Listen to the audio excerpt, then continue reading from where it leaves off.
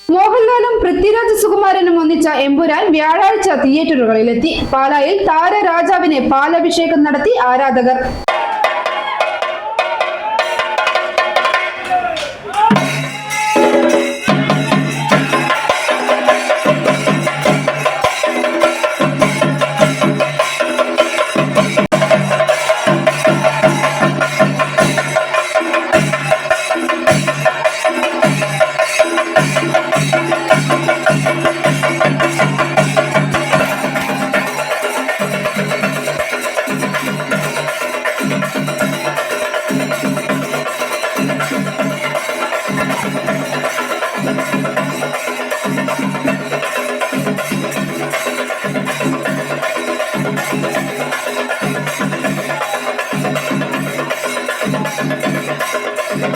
ഒന്നാമത്തെ കാര്യം എന്ന് പറഞ്ഞു കഴിഞ്ഞാൽ ആസ് എ മോഹൻലാൽ ഫാൻ അല്ലെങ്കിൽ ഞങ്ങളുടെ ഒരു ഫാൻ കമ്മ്യൂണിറ്റി ഭയങ്കര ഹാപ്പിയിലാണ്.